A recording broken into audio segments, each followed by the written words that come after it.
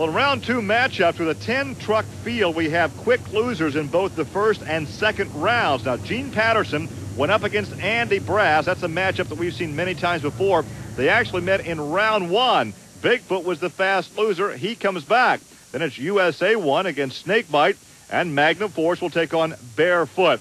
So there are the matchups now for round 2 here in Canfield, Ohio. Once again, a pair of Fords out of St. Louis, Missouri, Bigfoot and Wildfoot. Andy Brass in the latest creation of Bob and Marilyn Chandler in the far lane. And there's a look at Andy Brass from St. Louis, and he'll be taking on his old buddy, Gene Patterson, in his old truck, Bigfoot. I don't know about this old buddy thing. They've already bumped heads once earlier today. This is that race. Yeah, this was back in round 1. Now, once again, the 10-truck field, the fast loser comes back.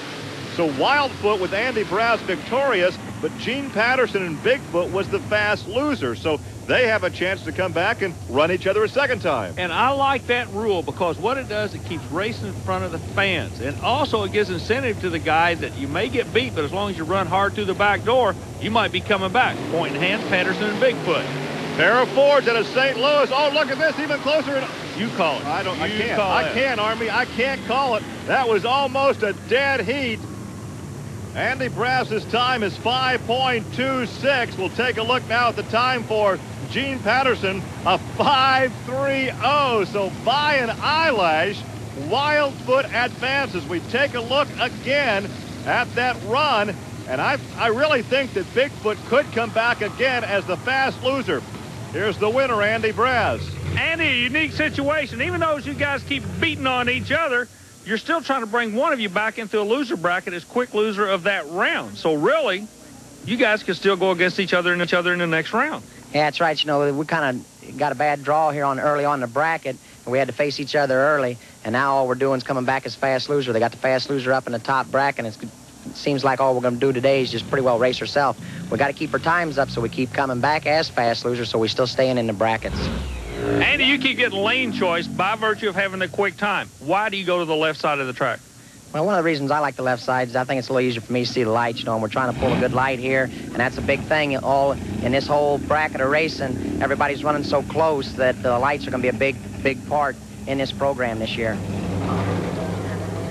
There's a look at Rick Rattler in Snakebite, and behind that you saw the USA truck owned by Everett Jasmer, driven today by Kirk Dabney. Now, Kirk is out of Fort Wayne, Indiana, but the truck itself comes from Ham Lake, Minnesota. You know, we're starting to see appearances of this truck on the circuit. A lot of people ask about it. Dabney's teamed up with Everett, like you say, but nobody's really making 100% commitment to bring that truck back on the circuit, in my opinion. Meanwhile, this kid is the second driver in the line of the Snakebite truck, Rick Rattler. They're teaming up making horsepower. We found out the crew members there, they call them the Rabbit and the Honker, and they're in charge of the research and development. And this kid's coming up as a second driver. He could be the future of the sport. Once again, this is round 2 action from Canfield, Ohio. It's all Snakebite. I'll tell you one thing, the old Rabbit and the Honker are flat making a horsepower, and this kid, he's a driver, Gary Lee. Yeah, Rick Rattler's getting the horsepower down. A good ride. There are the times for both Dabney and Rattler as Dabney goes back to the trailer. And the Rattler will advance as we take another look. Oh, look at him coming out of the gate. Look at him pick the front end up. A great ride. Let's go down trackside and talk to Rick Rattler. Rick, USA 1 normally can kind of intimidate people. It doesn't seem like anybody bothers you out there.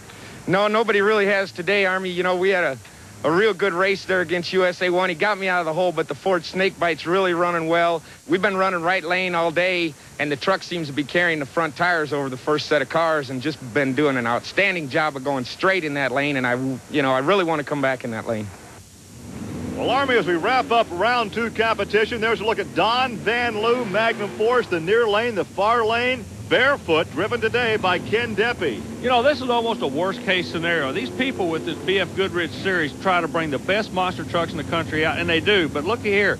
You got Dodge against Dodge. That's the way it worked out, though. Yeah, well, no, that's why you qualify and everything. But, you know, Well, I see Dodge, Ford, so on and so forth. Dodge, Chevy, Chevy, Ford. Yeah, I know. That's the way it worked out from qualifying. That's our matchup. So let's see which Dodge will advance. Don Van Loo against Ken Deppy. Magnum Force against Barefoot. Van Loo's motor's to the rear of the truck. Deppy's in the front. Right now, I'd want my motor to front. Well, right now, it's all Barefoot. As Don Van Loo, we saw he had trouble earlier. He limps across the line. Ken Deppy advances with that time you saw there on the screen. And Magnum Force will go back to the trailer.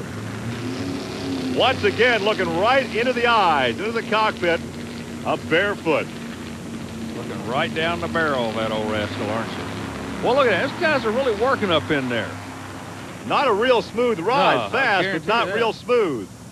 Well, let's go down now and talk to Ken Deppy. Ken, you get this far into the program, nothing is easy out there, is it? It seems like we get bad brakes all the time. We've had a couple limiter cables break on the front, and we've had to fix them between rounds. Really pushed us hard for time, but the truck's running real good. I think we got a chance at it today. Make any difference what lane you go in? I think the left's the best, but, I don't know if there's that much difference in them. I've been running the left all day, and if it ain't broke, don't fix it.